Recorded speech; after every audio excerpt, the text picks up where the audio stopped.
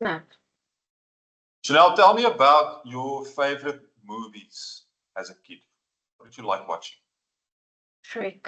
I loved Shrek. Still love Shrek. Still think it's an amazing movie. And what else did I enjoy? There's a bunch. I loved animations in general. Just really, as a kid, I enjoyed them, and as an adult, I still enjoy them because I think there's so much behind it that we never see. Yeah. So what particularly about Shrek stood out for you? I think it's the memory of watching it with one of my really good friends at school. And I remember we had a DVD player and someone had brought us a few DVDs and they weren't, I don't think they were completely legit, but Shrek was one of them. And I think that was like the one that I watched on repeat over and over and over again. And I think I really resonated with Donkey and his absolute like tenacity and just always coming back for more and being there and having empathy and sometimes saying the stupid things but meaning it so well intentioned. And I remember one of this friend of mine's dad actually ended up calling me Shrek because I could quote the entire movie from beginning to end. So he used to nickname me Shrek. So when he called me, he was a teacher at our school as well. So he used to call me and he'd say, Shrek, come here. And he wouldn't call me Chanel. So that was quite it's a fond memory, I think. Luckily, you don't look like Shrek. Oh, thank goodness. There were 3 movies that I loved growing up. So when you said Shrek, I don't think I was a kid when Shrek came out. Maybe you were. I don't know. I was an adult already. Can't remember. Cool Runnings. Good movie. About the Jamaican bobsled team. I must have watched that 3,000 times. We actually watched it a few times in school holidays. Yeah. Yeah, I think I need to watch it again. So that was the cleanest one. The other 2, still my favorite movies, RoboCop, first one, and Predator. Can't relate on either of those 2. I don't think I've watched them. I had a very irresponsible grandfather. He was an absolute legend. And he would record these movies and he would show it to us kids. And we were small kids. And I watched RoboCop the other day with my son and he said, no, we can't watch this. Too violent. And we just loved it. And I think I also watched that 3,000 times. And I watched Predator, started watching it again 2 weeks ago. Incredibly violent, but it is awesome. It's wonderful. Just watching that again and remembering being a kid. And I think what stood out for me, those are movies about heroes. Mm-hmm. The Jamaican bobsled team, 4 heroes, they came from the most unlikely circumstances to compete on the world stage where they did not belong. And they found their place there. And then RoboCop is about a guy who goes up against this massive crime mafia. And he beats them gruesomely. And Predator is about Arnold going up against an alien invader thing that is enormous. And he beats him. And we just love underdog stories. Well, Shrek, pretty much the same thing, right? So this Shrek's an underdog. Everyone thinks he wants to live alone, but actually he's got all this potential to make a big difference. Yeah, definitely. So I've been thinking about stories and the stories we tell ourselves. And I was just reading something and I'm going to go to that and I'm going to read it the way it is because it's beautifully written. And it says, we all have a story that we tell ourselves. And that story, we repeat that often without us even knowing about it. It's the story of who you are, where you came from, where your dream is going in the future. It's the high point of your life, the low point, the turning point. It's what you believe in, what you fight for, what matters most to you. It's the story of your life. And that story isn't just part of you, it is you in a fundamental way. Life is the story you tell yourself. I thought that was cool. But how you tell that story, and this here becomes interesting. Are you a hero or a victim, a lover, a warrior, a caretaker, a believer? That matters a great deal. But also, how you adapt that story, how you revise, rethink, rewrite your personal narrative as things change, lurch, or go wrong in your life, matters even more. I thought that was absolutely wonderful to read. So taking a minute to just think about what it says. And I think to me, what I'm hearing very much is that adaptability. I think often we sit in coaching. I mean, we have a lot of sessions with a lot of different people. And very often the stories people do tell themselves don't enable them to be more adaptable or to be more resilient or to take on the opportunities in front of them, because the way they position it to themselves is not necessarily a positive way. Or and I don't want to sound like someone that's got this positive proclamation and you think positive everything will go away, because I don't believe that at all. But I do think that the way we frame things for ourselves, and what we hear ourselves say, I think that's important. So to think about what you're thinking about.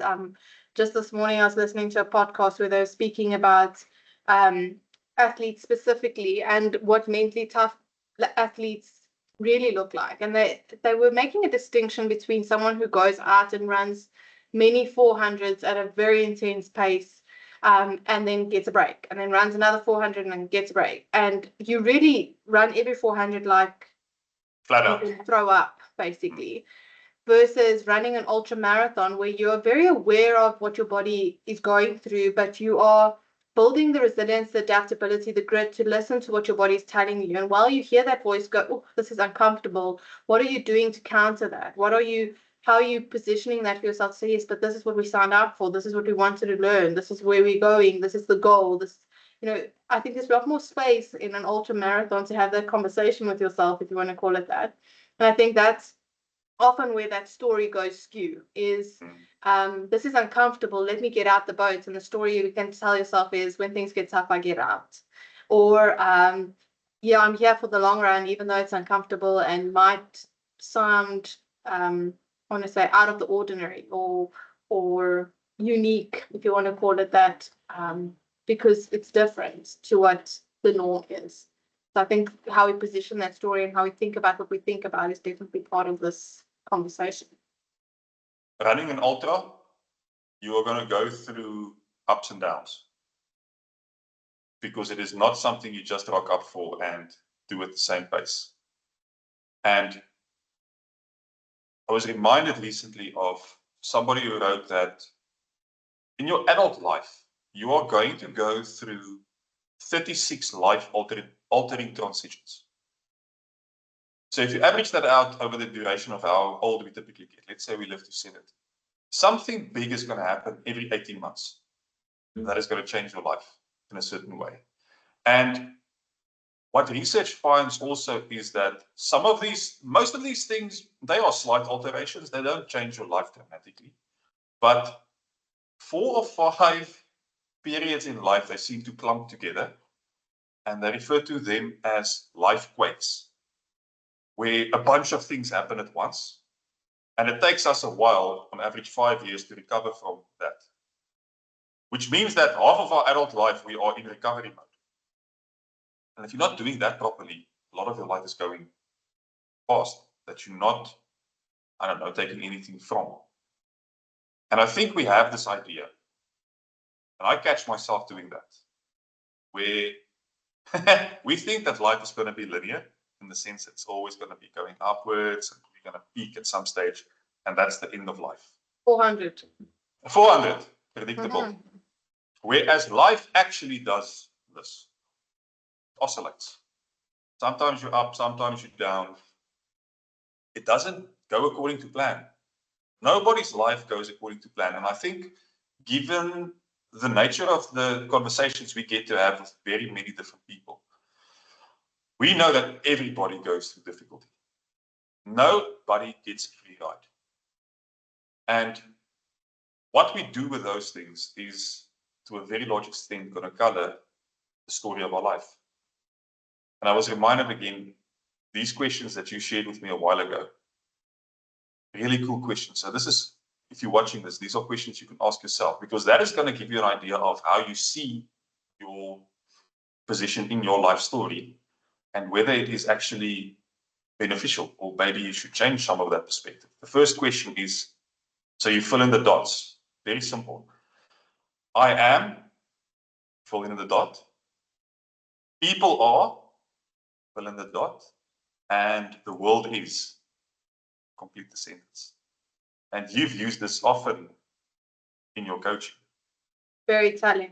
It's so interesting when people start reflecting on those 3 questions, what it says about how they, like you said, position themselves. Are they in the victim, or are they the conqueror, or are they, do they believe in humanity? Do they believe that there's any change to be made? So it's really interesting when one does start reflecting on those questions, and personally also, reflecting on the beliefs that you hold so dearly and whether that's actually helping or hindering you. I think it's something really valuable to think about. So definitely questions to go and ponder on, I would say. It's just, I am, people are, the world is. Those are really cool. They're not even questions, they're statements to complete. But that tells you a lot. I agree with you. If I think of how I answer that, that gives me perspective on how to approach things going forward. And also, if you answer those 3 questions, then what you see isn't actually something that you like seeing. So if your answers are more inclined towards the victim side, and you notice that for the first time, then fantastic, because now you have an opportunity to go and change the way you think about the world, or change, go and look for examples of why the world isn't so bad, or your day, your life isn't that bad, or you aren't that bad, just trying to find, and it's not silver lining it, but it's really going through the world with a more of an opportunity seeking mentality than I want to say delivered. There's no, you don't have any control. You have no agency. No agency. Yeah, I think that's definitely, what I can get from those 3 questions very quickly. To round off the idea of heroes, I think all of those stories you mentioned, well, Shrek, Robocop, Predator, Cool Runnings, they needed to be heroes because life was not smooth. Those are all vastly different things that were happening in those stories. But if our lives were just linear and smooth and everything was going according to plan, then we wouldn't have to be the heroes of our own stories. You need heroes because things are uphill. And I think it's worthwhile getting to the point where you can see yourself as the hero of your own story, as opposed to the victim or the person that has just given up. And not just for yourself, right? It's for the people around you. So absolutely, I think there's a specific individual that I have in mind that's been going through a really tough few years. Like there's just been really life, like you said, you have small alterations or small altering events, and then you have life weights, big life weights. And this individual that I've got in my mind has had multiple over the last 5 years, really big things, and is going through a challenge now as well. And when I look at her and I look at how she's responding to this challenge, it is remarkable. It is absolutely remarkable to see how she just is a hero to me. When I look at her, she's a hero. I think when a family looks at her, she's a hero. It teaches me to look at life with a lot more gratitude. So it's not just for you, it's also for the people around you and what you're leaving behind as a legacy. And I think in terms of her journey, absolutely, she's a living hero. She really is. That's a fantastic quick chat. And right,